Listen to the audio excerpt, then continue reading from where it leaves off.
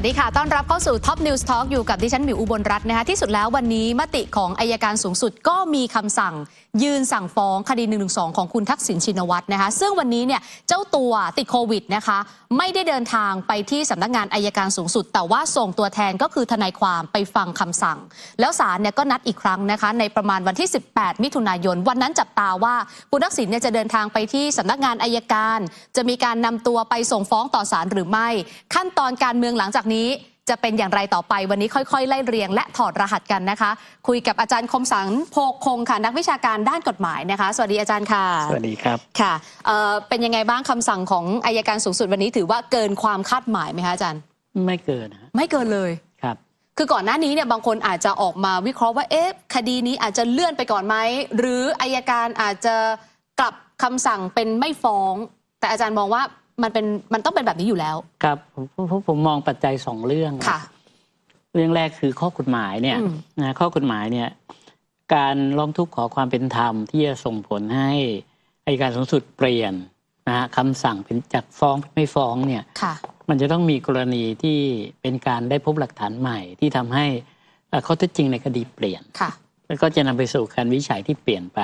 ใช่ไหมแต่กรณีที่ได้รับทราบมาก็คือการร้องทุกข์ขอความเป็นธรรมของคุณทักษิณเนี่ยทนายไปยื่นเนี่ยเป็นการโต้ในพยานหลักฐานเดิมนะที่มีอยู่ในสำนวนของอัยการนั่นแหละเพียงแต่โต้แย้งว่านั้นเป็นคลิปปลอมมีการตัดต่อนะซึ่งไอ้กรณีเนี้ยนะฮะเอาละอัยการสูงสุดก็ไปสั่งให้ไปสอบสวนมาเมื่อไปสอบสวนมาในผลเป็นยังไงถ้ามันยังต่อสู้ในพยานหลักฐานเดิมไม่ได้มีพยานหลักฐานใหม่เนี่ยและยังยืนอยู่พยานหลักฐานเดิมเนี่ยอัยการสูงสุดก็จะเปลี่ยนยากเพราะนั้นการเปลี่ยนคำวินิจฉัยของ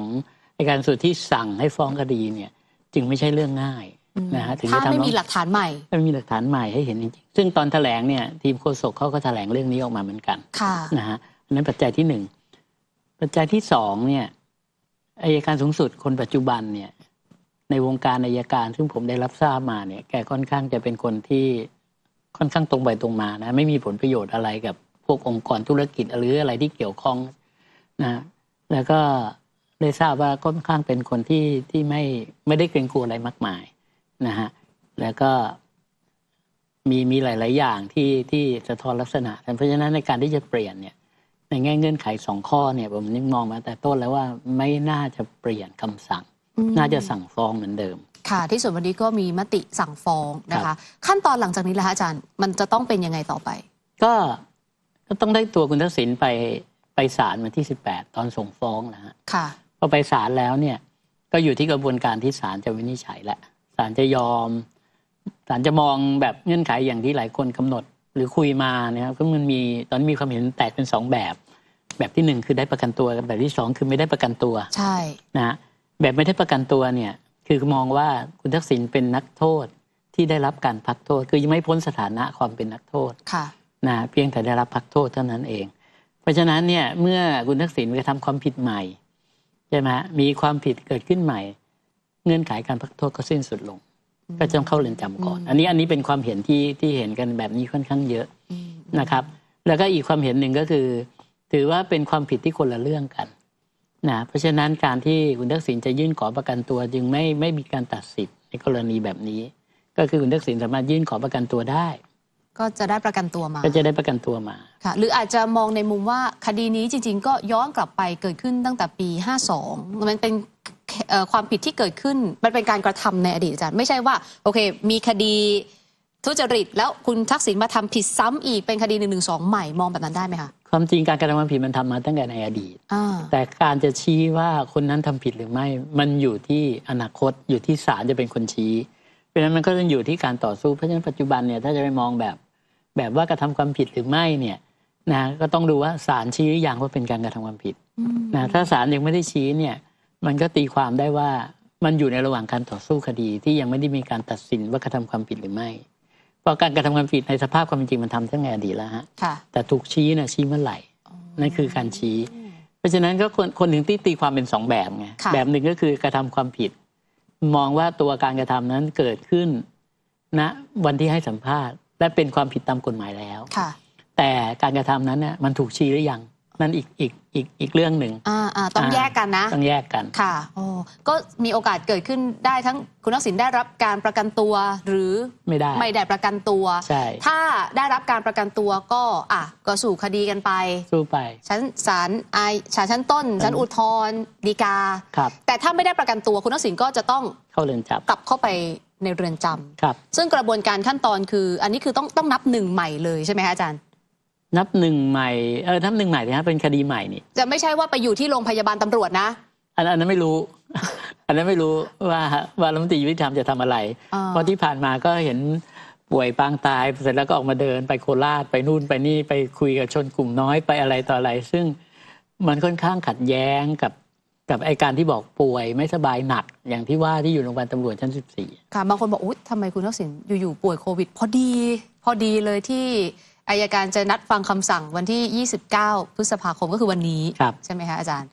ก็ต้องลุ้นอีกว่า18มิถุนายนคุณทักษิณจะมาที่สำนักงานอัยการหรือเปล่าสมมติถ้าคุณทักษิณไม่มาอาจารย์ไม่มาก็มีกระบวนการเขาแล้วตามกฎหมายก็คือเขาก็ต้องไปส่งตำรวจให้ตำรวจพาตัวมาใช่ไหมฮะซึ่งผมมองว่าวันที่18น่าจะมาเพราะคาดหวังว่าจะได้ประกันตัวเพราะถ้าผิดนัดครั้งที่1ครั้งที่2เขาก็ออกหมายจับแล้วล่ะขอศาลออกหมายจับแหละถึงตรงนั้นพอออกหมายจับในการจะได้ประกันตัวยากนะโอกาสที่จะมาวันที่18น่าจะมีมากกว่าน่าจะมีมากหรือบางคนพูดเลยเถิดไปถึงขนาดที่ว่าจะมีโอกาสคุณทักษิณออกนอกประเทศไปอีกไหมอันนั้นก็เกิดขึ้นได้นะแต่คงไม่ใช่ออกทางเงื่อนไขปกติน่าจะเป็นช่องทางธรรมชาติมากกว่าการเมืองอะไรก็เกิดขึ้นได้มันสภาพมันเป็นแบบนั้นฮะค่ะอันนี้คือการวิเคราะห์กันในมิติของข้อกฎหมายทีนี้ถ้าเราคุยในมิติการเมืองบ้างนะคะการสั่งฟ้องคดี112คุณทักษิณวันนี้เนี่ยอาจารย์ถ้ามองในมิติการเมืองเนี่ยมันสามารถมองได้ไหมย้อนกลับไปก่อนหน้านี้คุณเศรษฐาทวีสินก็40 สวเข้าชื่อยื่นศาลรัฐธรรมนูญรับคำร้องแม้จะไม่สั่งให้หยุดปฏิบัติหน้าที่แต่ก็เหมือนคุณเศรษฐาเองก็หายใจไม่ทั่วท้องคุณทักษิณเองวันนี้โดนอัยการสั่งในคดี112อีกในทางการเมืองอาจารย์ว่ามันจะเกี่ยวข้องกันไหมคะความเกี่ยวถ้ามองในทางการเมืองก็อาจจะเกี่ยวกันยังไงคะอาจารย์แต่ถ้ามองในทางกฎหมายมันเป็นการทำคนละแยกส่วนกันไม่เกี่ยวกันแต่ถ้ามองในทางการเมืองก็กลับไปที่การคุยเรื่องการมีดีลลับอะไรก็แล้วแต่ที่ลังกาวีนะฮะแล้วก็มองกันว่ากรณีเนี้ยมันเกิดจากการสั่งสอนการหักหลังกันดีลนั้นก็เลยต้องเอากระบวนการทางกฎหมายมาจัดการให้เห็นว่ามันจะมากเกินไปแล้วมันก็ควรจะต้องมีการจัดการหรือไม่งั้นคุณก็ต้องมาเจรจาหรือคุยตกลงกันใหม่ในหลักการตรงนั้นซึ่งหลายๆคนก็วิเคราะห์ไปในทางการเมืองลักษณะแบบนี้เยอะเหมือนกันใช่น้ำหนักมีมากน้อยขนาดไหนคะเรื่องเบื้องลับการเมืองโดยมากมันจะเป็นเรื่องการตกลงที่ค่อนข้างลับมันจะไม่เห็นเปิดเผยเหมือนในเรื่องของการใช้กฎหมายนะเพราะฉะนั้นในสิ่งที่เขาคุยกันแล้วก็เขาเล่าลือกันมันก็มีส่วนจริงผสมอยู่ค่อนข้างเยอะเพราะฉะนั้นประเด็นในเรื่องที่จะดิวไม่ดิวหรือจะเปลี่ยนดิวหรือไม่ดิวเนี่ยผมก็มองว่าในทางการเมืองมันเกิดขึ้นได้ทั้งนั้นเปอร์เซ็นต์ที่จะเกิดเนี่ยมันค่อนข้างได้อยู่แล้วแต่เราก็ไม่รู้เบื้องลึกเบื้องหลังเป็นอย่างไร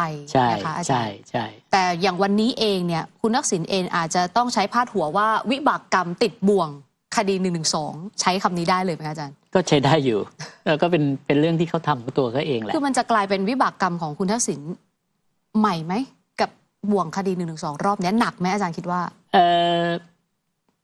หนักไหมเหรอคือคดี112เนี่ยโดยหลักการมันหนักอยู่แล้วโทษจำคุกมันค่อนข้างสูงนะฮะแต่ในระหว่างกระบวนการนับจากนี้ไปซึ่งกว่าจะไปจบศาลฎีกาก็ 4-5 ปีเนี่ยอะไรมันก็เกิดขึ้นได้หมดในระหว่างเส้นทางตรงนั้นนะฮะแล้วก็ถามว่าคุณทักษิณจะโดนไหมผมก็มองว่ามีเปอร์เซ็นต์ที่จะโดนค่อนข้างเยอะนะจากที่ได้เห็นในคลิปอะไรต่ออะไรที่เกิดขึ้นและเป็นเหตุให้ฟ้องคดีกันตรงนี้ก็เห็นอยู่ว่ามันเข้าลักษณะของเรื่องของการดูหมิ่นหรือหมิ่นประมาทหรือจากวันนี้ไปจนถึงวันที่18มิถุนายนนะคะที่ทางอัยการนัดอีก1ครั้งเนี่ยมีโอกาสไหมที่คุณทักษิณเองอาจจะยื่นขอความเป็นธรรมเพิ่มเติมจนเป็นเหตุให้อัยการสูงสุดเปลี่ยนคำสั่งกลับยื่นไม่ได้แล้วก็ยื่นไปแล้วศาลอัยการก็สั่งไปแล้ว1 รอบเพราะฉะนั้นแล้วก็ให้โอกาสในยื่นขอความเป็นธรรมไปแล้วใช่ไหมครับถ้าคุณทักษิณจะยื่นอีกรอบคุณต้องมีหลักฐานใหม่นะใช่ไหมฮะถ้ ถ้าคุณไม่มีหลักฐานใหม่เนี่ยก็น่าจะยกคำร้องทุกข์ขอความเป็นธรรมจะมากกว่า แล้วก็วินิจฉัยแบบเดิมมาแหละอย่างที่บอกว่าคุณมีหลักฐานใหม่ไหมล่ะว่ามีคนไหนตัดต่อคลิปแล้วคุณรู้ไหมว่าใครเป็นคนตัดต่อคลิปอะไรพวกเนี้ยใช่ไหมฮะสามารถแจ้งจับกุมคนนั้นได้ป่ะมีหลักฐานจริงไหมว่าเขาตัดต่อคลิปอะไรต่ออะไรก็แล้วแต่ซึ่งหมายความว่าตัวเองไม่ได้ทำและขณะนั้นตัวเองไม่ได้พูดใช่ไหมแต่ข้อที่จริงก็คือมันเป็นสื่อที่อยู่ในต่างประเทศถ้าจะตัดต่อคลิปอย่างที่เขาว่าเนี่ยค่อนข้างที่จะเปลี่ยนแปลงข้อเท็จจริงตัวนี้ยากอยู่พอสมควรเพราะฉะนั้นการที่จะไปยื่นร้องขอความเป็นธรรมใหม่เนี่ยผมว่าโอกาสไม่เกิดแล้วล่ะยากมากที่จะหาข้อต่อสู้มาหักล้างกับคำสั่งคือถ้ายังวนเวียนอยู่กับข้อต่อสู้เดิมก็ไม่มีอะไรจะหักล้างนะคือคุณต้องไปหาข้อเท็จจริงใหม่แหละที่ให้เกิดขึ้นเรื่องเหล่านี้เว้นซะแต่ว่ามีข้อเท็จจริงใหม่ซึ่งก็เราก็ไม่รู้ว่ามันจะมีหรือเปล่าทีนี้พอคุณทักษิณโดนคดี112เนี่ยอาจารย์อีกประเด็นหนึ่งที่สังคมจับตาก็คือปัจจุบันมีการตั้งกรรมธิการขึ้นมาศึกษาเกี่ยวกับเรื่องของการนิรโทษกรรมณตรงนี้เองเนี่ยมันจะเกี่ยวพันกันไหมคะอาจารย์เด็กเริ่มเดิมทีมันไม่เกี่ยวพันกันนะฮะแต่หลังจากที่คุณทักษิณโดน112ก็จะทำให้ประเด็นนี้กลายเป็นประเด็นที่ในกลุ่มพรรคพวกคุณทักษิณเนี่ยนะไม่ว่าจะอยู่พรรคการเมืองไหนก็คงจะต้องเอาตัวนี้เป็นตัวช่วยเหลือนะฮะคุณทักษิณนะไอ้คนอื่นนะอีกเรื่องหนึ่งแต่ต้องไงก็ต้องช่วยคุณทักษิณนะเป็นพรรคพวกก็ต้องช่วยเรื่องนี้ด้วยการขอให้นิรโทษกรรมนะฮะหรืออาจจะไม่ทำก็ได้เพราะว่ามันมีช่องทางอื่นเช่นการขออภัยโทษซึ่งหมายความว่าคุณทักษิณมีช่องทางไม่ใช่ช่องทางเดียวในการที่จะไม่ได้รับโทษกรณี112กรณีนี้คือก็อาจจะเข้าแบบร้อยเดิมป่วยเข้าไปอยู่ในเรือนจำแป๊บหนึ่งแล้วก็ขออภัยโทษแล้วโทษลงมาใช่ไหมฮะแล้วก็ขออภัยโทษเสร็จก็เข้าเงื่อนไขพักโทษก็ค่อยเป็นค่อยไปอะไรทำนองนี้ตามรอยเดิมที่เคยทำมาก็ได้มันสามารถทำได้เลยเหรอคะอาจารย์เขาต้องเข้าไปก่อนไงฮะโดยหลักการต้องเข้าไปคือต้องยอมรับโทษก่อนเขายอมรับไหมว่าเขากระทำการตามมาตรา112ก็ต้องสารภาพก่อนก็สารภาพไปสิสารภาพไปศาลก็จะสั่งถึงศาลจะสั่งเนี่ยศาลจะลงไม่ลงนี่ประเด็นเพราะถ้าที่ผ่านมาเนี่ยถ้ารับสารภาพเนี่ยศาลไม่สั่งลงโทษจะให้รอการลงโทษถ้าส่วนใหญ่ก็โทษจำก็จะลดลงมาเหลือ2 ปีนะฮะแล้วก็รอการลงโทษไปนะที่ผ่านมาก็เป็นอย่างนั้นถ้าใครรับสารภาพแต่ถ้าต่อสู้คดีเนี่ยอันนี้นานอันนี้ก็คือหมายความว่าศาลก็จะลงเต็มที่เนื่องจากถือว่าไม่ได้ให้ความร่วมมือกับกระบวนการยุติธรรมในการพิสูจน์ความจริงต้องให้มีการสืบพยานพูดง่ายๆไปเพิ่มภาระให้ศาลทำงานมากขึ้นเพราะฉะนั้นคุณก็มีเหตุเมตตาน้อยลงใช่ไหมพอมีเหตุเมตตาน้อยลงเนี่ยถ้าการให้การเป็นประโยชน์อันนั้นก็จะลดโทษให้แต่อาจจะไม่ถึงขนาดรอการลงโทษมาร่วมสนับสนุนท็อปนิวส์นำเสนอความจริงได้แล้ววันนี้เพียงกดปุ่ม Super Thanks แล้วเลือกจำนวนเงินตามที่ต้องการได้เลยครับขอบคุณครับ